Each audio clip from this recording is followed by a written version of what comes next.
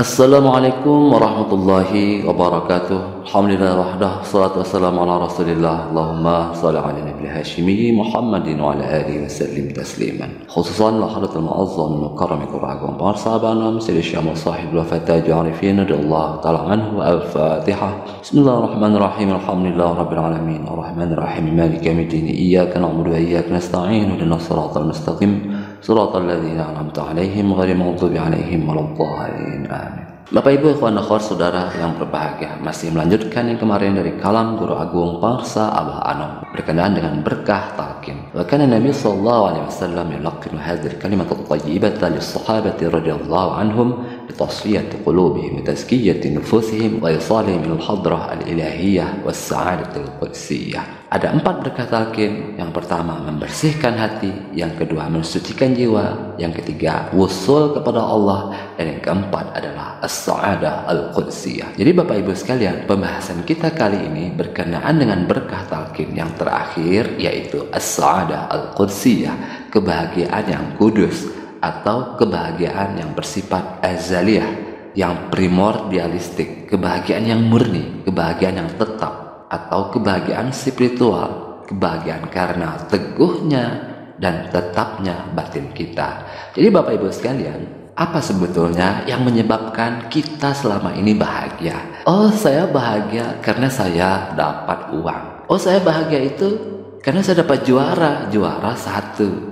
Oh, saya bahagia udah mandi tobat malam tadi. Macam-macam ya Bapak Ibu sekalian. Jadi Bapak Ibu, seringkali kita bahagia itu karena kita mendapat. Nah, ini tahapan awal kebahagiaan. Dan ini adalah jenis kebahagiaan yang paling rendah ya Bapak Ibu, paling rapuh. Dan ini bersifat alami atau hewani. Kenapa? Karena kebahagiaan mendapat itu tidak hanya milik manusia, tetapi makhluk lainnya, tumbuhan, binatang. Kebahagiaan itu adalah mendapat. Jadi Bapak Ibu, paradigma berpikir kita, mindset kita itu seringkali bahagia kalau mendapat. Ini kebanyakan orang. Berkah itu pun seringkali diartikan kalau mendapat. Kalau mendapat ini berkah, mendapat itu berkah katanya. Jadi berkah itu ya kalau mendapat. Nah, inilah mindset kebanyakan orang. Kalau tidak mendapat, kehilangan, nah itu berarti kekecewaan. Itu artinya penderitaan, tidak bahagia. Kehilangan berarti tidak dapat berkah. Kehilangan harta, enggak dapat berkah, tidak bahagia. Kehilangan pasangan, tidak dapat berkah, tidak bahagia. Jadi kalau tidak mendapat itu menderita. Kehilangan itu berarti tidak bahagia. Masya Allah Bapak Ibu sekalian, ini kalau kita mau kaji diri, sebetulnya konsepsi berkah seperti apa yang selama ini kita pertahankan, kita agung-agungkan. Berkah kalau mendapat. Nah, ini kan sangat rendah sekali ya Bapak Ibu, sangat rapuh sekali. Maka kalau mindset kita bahagia itu karena mendapat kan jadi serakah ya, semakin serakah kita sebetulnya. Nah, ini kan nafsu ammarah, bukhal, hiras, hasad, hiras, serakah, tamak, nafsu ammarah, serakah ingin dapat kesempatan, serakah ingin dapat kesempatan, serakah ingin dipercaya, serakah ingin diperhatikan, ingin dihormati, dimuliakan, ingin dipuji-puji, disanjung-sanjung, ingin didengar. Mendapat, terus saja mendapat. Semakin serakah, nafsu ammarah. Maka tidak heran, di dunia ini ada banyak orang yang berantem, banyak orang yang berkelahi, perang antar negara, perang antar agama, perang pemikiran, perang politik, perang kekuasaan, bahkan hingga perang di dalam rumah tangga, perang sama pasangan sendiri, berantem melulu sama pasangan, cekcok melulu sama pasangan. Nah, ini karena kebahagiaan mendapat, jadi serakah. Kalau tidak mendapat, marah-marah. Jadi mengerikan sekali Bapak Ibu sekalian ya, kebahagiaan mendapat itu, resikonya itu, konsekuensinya itu. Menjadi suka menyalahkan orang lain, merendahkan orang lain yang tidak sepahaman, tidak sealiran dengannya. Nah, itu karena mindset kita selama ini bahagia itu kalau mendapat, dapat duit, dapat jabatan, dapat perhatian, dapat maaf, dapat pujian. Ya, ini sangat hewani sekali. Dan hampir kita semua, mayoritas umat manusia, mindsetnya itu adalah bahagia itu kalau mendapat. Kemudian Bapak Ibu sekalian, ternyata di sana ada jenis kebahagiaan yang lebih tinggi daripada jenis kebahagiaan mendapat ini. Apa? Bahagia karena memberi. Jadi kalau tadi bahagia karena mendapat, maka ada jenis kebahagiaan yang lebih tinggi daripada itu. Bahagia karena memberi. Memberi apa?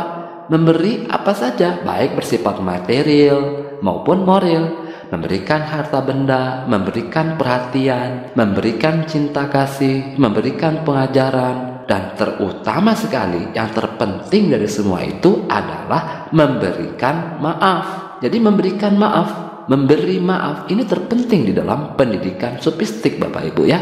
Baik itu memberikan maaf kepada orang lain, terlebih lagi memberikan maaf kepada diri kita sendiri. Loh, kok memaafkan diri sendiri? Iya, karena yang paling bersalah pada diri kita sendiri itu adalah diri kita sendiri ya Bapak Ibu sekalian. Orang yang paling jahat, yang paling zalim pada diri kita itu adalah diri kita sendiri. Orang mungkin menyakiti kita sekali, tetapi dengan mengenang memori kejahatan orang itu, kita belum mau memaafkan dia. Kita kan sebetulnya menyakiti diri kita sendiri berkali-kali. Jadi yang paling jahat itu bukan orang lain itu. Yang paling jahat, yang paling zalim pada diri kita itu adalah diri kita sendiri. Karena itu memaafkan diri kita sendiri, lalu kemudian memuliakan diri kita dan memaafkan diri kita sendiri, ini merupakan perihal yang sangat penting di dalam proses pendidikan sofistik. Jadi bahagia karena memberi ya Bapak Ibu. Nah ini luar biasa. Memberikan harta, nah itu kan artinya kehilangan harta.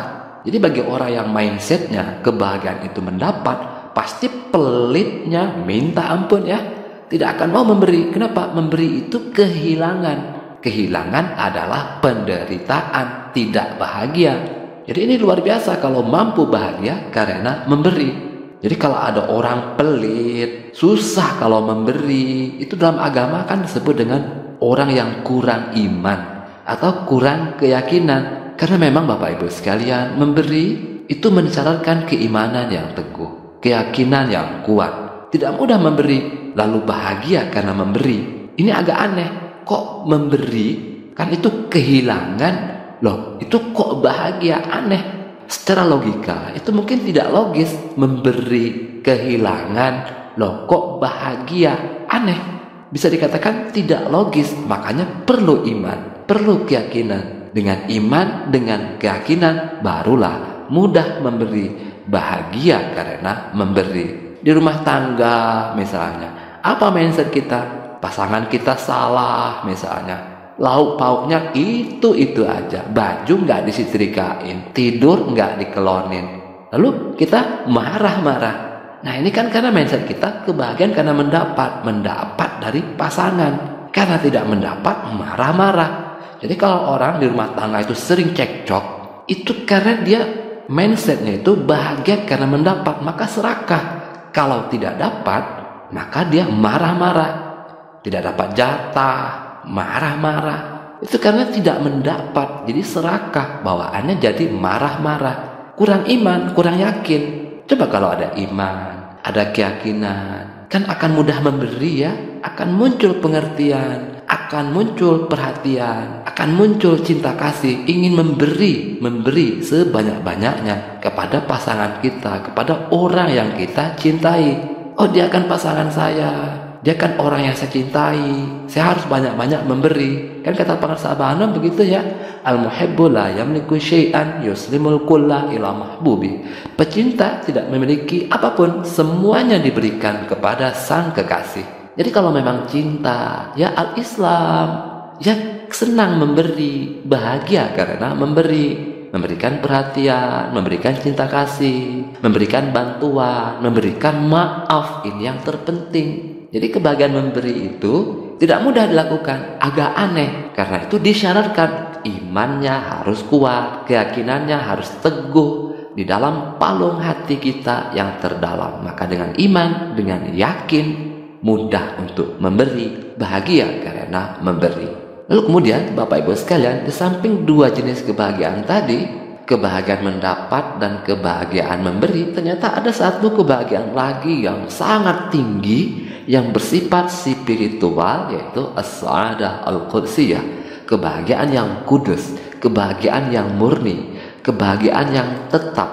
kebahagiaan yang azal, kebahagiaan spiritual, kebahagiaan yang bersifat primordialistik, kebahagiaan karena mukhlasnya batin, terbebasnya batin dari segala kemelekatan, terbebasnya batin dari segala kilesa, ilusi, khurafat dan takhayul. Nah Bapak Ibu sekalian, tidak mudah loh Bapak Ibu memahami kebahagiaan spiritual ini, as-sa'adah al-qudsiyah itu, kalau kita tidak praktek, tidak amalia, tidak mengalaminya langsung, kita tidak akan bisa memahami apa itu as-sa'adah al-qudsiyah.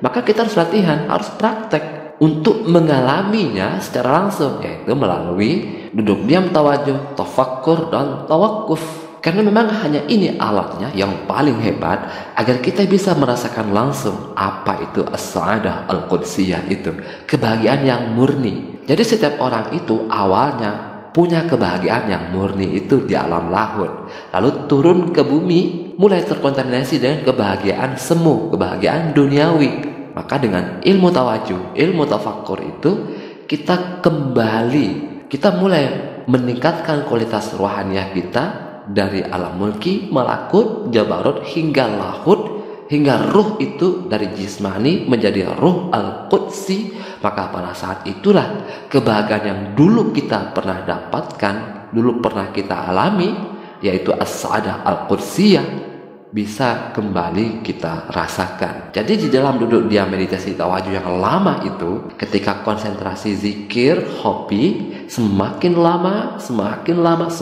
kuat, semakin bulat, semakin teguh, maka nanti akan diperoleh buah konsentrasi zikir hobi itu, baik bersifat cahaya maupun getaran. Nah ini sudah dijelaskan sebelumnya sedikit ya Bapak Ibu. Maka bersamaan dengan itu Bapak Ibu sekalian, wah itu akan dirasakan kebahagiaan yang sangat susah sekali untuk dibayangkan. Kebahagiaan itu seakan-akan merasuki seluruh tubuh kita. Tidak ada satupun pori-pori di seluruh tubuh kita, melainkan akan ikut juga terkena kebahagiaan dari buah konsentrasi itu. Jadi memang harus mengalami sendiri Bapak Ibu sekalian ya. Kalau konsentrasi itu memuncak, maka setelah memuncaknya konsentrasi itu ada kebahagiaan yang terbebas dari kemelekatan apapun. Inilah kebahagiaan dari buah konsentrasi. Nah ini baru di tahapan latihan konsentrasi ya Bapak Ibu sekalian, yaitu di tingkat zikir hobi toba.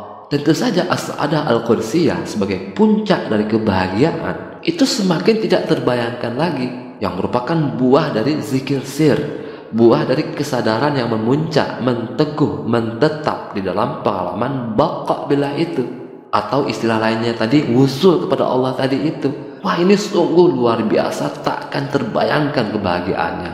Luar biasa sekali tentu saja ya Bapak Ibu sekalian. Ya bagi kita para murid, kita mendapatkan buah dan kebahagiaan konsentrasi zikir hobi di satu titik latifah kolbi saja, itu sudah sangat bersyukur sekali ya Bapak Ibu sekalian. Itu saja sudah sangat luar biasa nikmatnya, kebahagiaannya. Bagaimana bila kesadaran atau ma'rifat itu memuncak, menetap di dalam pengalaman baqa billah. Wah tentu saja semakin tidak terbayangkan ya Bapak Ibu sekalian.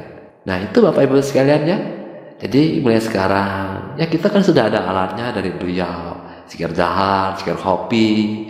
Zikir hobi ini ada zikir hobi takalub, ada zikir hobi toba, sudah banyak saya jelaskan sebelumnya. Lalu ada juga tahapan zikir sir. Nah ini adalah alat-alat untuk menteguhkan batin kita, supaya dengan teguhnya batin itu kita mendapatkan kebahagiaan yang terbebas dari kemelekatan apapun, yang terbebas dari sebab, yang terbebas dari karena apapun. Jadi kebahagiaan tajrid, kebahagiaan karena terlepaskan, karena terbebaskan. Baik, itu saja yang dapat kita pelajari pada kesempatan kali ini. Semoga ada hikmahnya untuk batin spiritual kita, khususan lahiratul mu'azzam yang mukarram yang beragam para sahabat Syekh Syekh Sahibul Wafatah Jarifin radhiyallahu taala anhu. Al-Fatihah. Bismillahirrahmanirrahim. Alhamdulillahirabbil alamin. Arrahmanirrahim. Maliki yaumiddin.